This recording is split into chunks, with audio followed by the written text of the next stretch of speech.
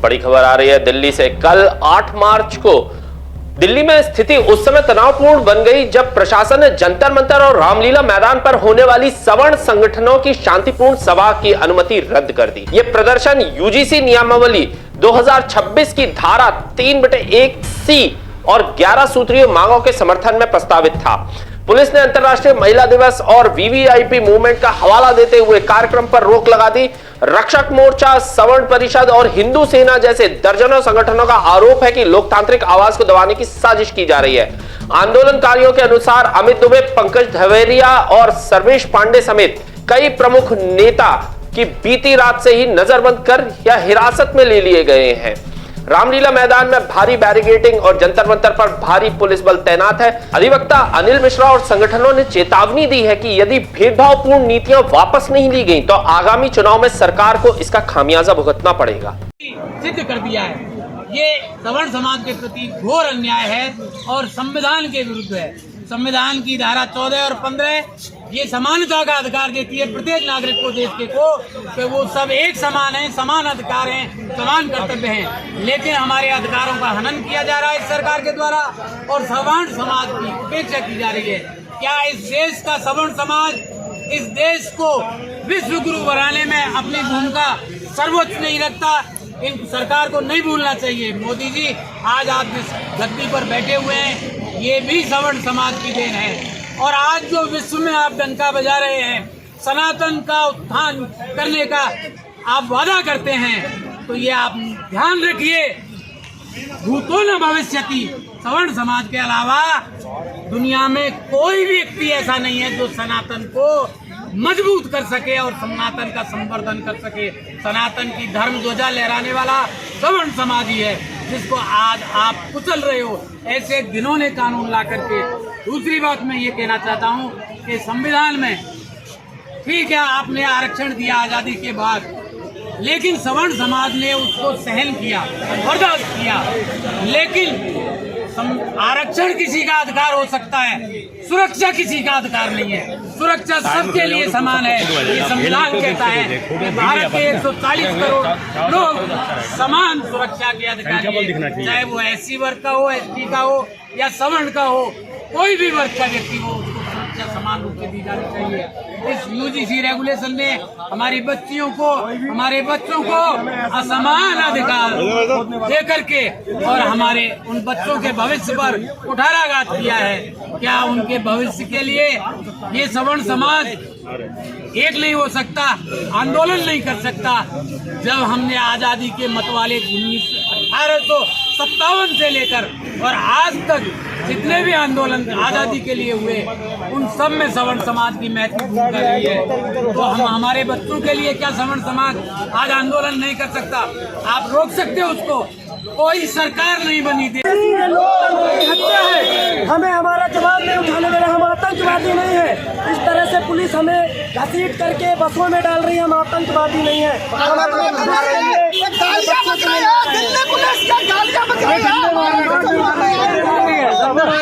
1861 में police act बनाया था।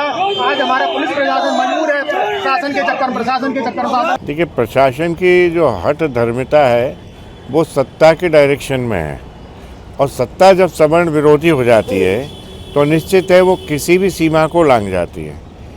ये हमारे संवैधानिक अधिकार हैं, हर नागरिक के हैं कि वो सही को सही कहने का अधिकारी है, गलत को गलत। हमारी आवाज़ को दबाने से क्या सवर्ण शांत हो जाएगा? अरे आप कितने बार आवाज़ दबाओगे? आपने परमिशन ग्रांट की, जो जंतर मंतर है वो प्रोटेस्ट स्थल सुप्रीम कोर्ट ने भी ऑलरेडी नोटिफाइड कर रखा है और उस पर परमिशन ऑलरेडी ग्रांट होने के बाद कल शाम को आप परमिशन कैंसिल करते हो। इतने दिनों से ये आह्वान चल रहा था, लोग पूरे प्रदेशों से बसों में भर के, गाड़ियों में, ट्रेनों से अपनी सुविधा अनुसार दिल्ली पहुंच रहे थे। मैक्सिमम लोगों को तो बाहर ही रोक दिया गया दिल्ली के बॉर्डरों पे। जो रुके हुए बेचारे उनके शायद इंटरव्यूज़ वगैरह या नहीं ले पाए, लेकिन सोशल मीडिया पे आ रहा है। तो हमारे संवैधानिक अधिकारों का हनन किया जा रहा है और हम इस संवैधानिक अधिकारों के हनन को, जो हमें राइट टू स्पीच मिला है, हम शासन की आलोचना करने का अधिकार मिला है, उसे हम यूं ही व्यर्थ नहीं गंवाएंगे। आज आंदोलन दबा दिया, कल इतने जोर से होगा, इससे 100 गुने प्रकोप से होगा कि सारी सत्ताएं अपने आप पतन हो जाएंगी और सवर्ण जो चाहता है अपनी सरकारें बनाना, वो सवर्ण स्वराज स्थापित होकर रहेगा। अब चाहे मोदी सरकार हो, चाहे योगी सरकार हो, सारी सरकारें ध्वस्त करना हमारा काम है। पुलिस ने सारी व्यवस्थाएं सत्ता के मद में आके, सत्ता के आदेशों के तहत अपने अधिकारहीन असंवैधानिक रवैया अपना के लाखों लोगों को दिल्ली की परिधि के, दिल्ली के जुडिक्शन के बाहर ही रोक दिया है। बेचारे वाहनों से 10-10, 20-20 भरे बसें लेके आए थे लोग, अपनी गाड़ियों से आए थे लोग, सबको रोक दिया गया है। दिल्ली में भी जो लोग बड़े मुश्किल से पहुंच पाए, मैं भी बहुत मुश्किल से दिल्ली में प्रवेश कर पाया था।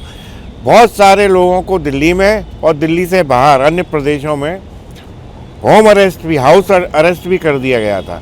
तो लोग कुछ पहुंच भी नहीं पाए, लेकिन जो लाखों लोग आए, मेरे हिसाब से 25 लाख लोग के आसपास मूव किया था बाहर से, जो मेरा अनुमान है। उसमें से दिल्ली में भी लोग अलग अलग स्थानों तक आ पाए, लेकिन अलग अलग स्थानों पर भी जैसे ही उनने देखा 10 हैं और 20 हैं, तो उस झुंड को तुरंत गिरफ्तार करके और बाहर शिफ्ट कर दिया है। जो भी है सब एक ही मुट्ठी में है, हम लोग अलग अलग नहीं हैं। अलंकार भी कल मेरे साथी थे और अलंकार आज शाम को फिर मेरे साथ होंगे, जब वो छूट जाएंगे और मैं भी छूट जाऊंगा, और अन्य लोग भी मेरे साथ होंगे। हमारी मुट्ठी बंधी हुई है। हम किसी ये सोचे शासन या प्रशासन या सत्ताएं कि हम अलग अलग हैं, हम अलग कदापि नहीं है। लक्ष्य हमारे एक हैं। इतने सारे संगठन अगर एक साथ मिल जाते हैं, हम हर संगठन के सदस्य हैं। मैं अनिल मिश्रा भी हर संगठन का सदस्य हूँ, अलंकार भी हर संगठन के सदस्य हैं।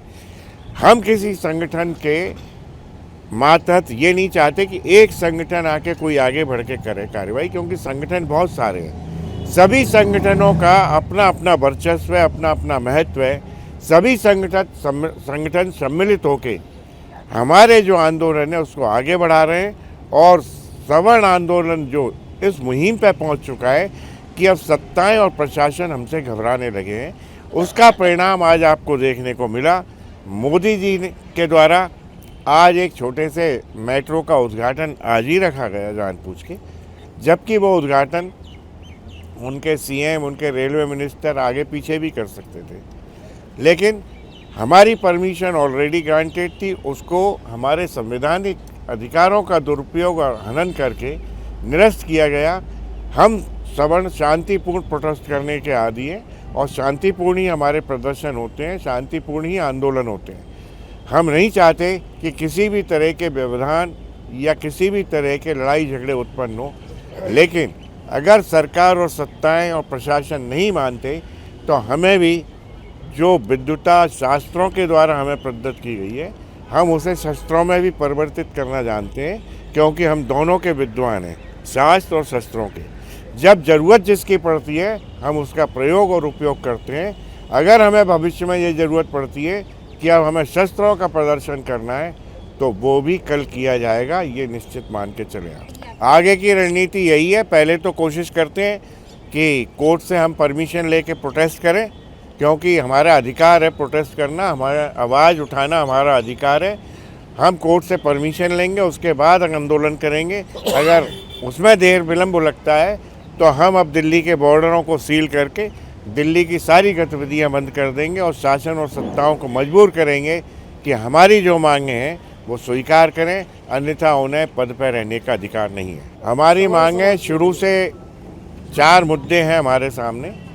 सर्वप्रथम, अनवरत चलता आरक्षण नहीं होना चाहिए, ये ख़त्म हो। आर्थिक आधार पर सभी के लिए आरक्षण जारी करें। नंबर 2, SC/ST एट्रोसिटीज़ एक्ट जो 89 में बना था, इसको ख़त्म होना चाहिए। जात बिरादरियों के आधार पर कोई कानून बनाने की आवश्यकता नहीं है। इससे सवर्ण जो है और OBC वर्ग पूर्ण तरह से परेशान है और जबरन केस लादे जा रहे हैं। नंबर 3 मुद्दा है UGC। ये UGC बेवजह बिना किसी मांग के सरकार ने एक वोट की राजनीति की खातिर लाया है, जो इसे वापस करना चाहिए। प्रतिभाओं का दमन और शमन करने के लिए लाया गया है, क्योंकि प्रतिभाएं हमेशा सवर्ण देश को देता आया है। जो प्रतिमाएं पलायन करके विदेशों में जा रही हैं उन्हें हम अब रोकने का कार्य करेंगे और प्रतिमाएं इस देश में ही देश के विकास में कार्य करेंगी।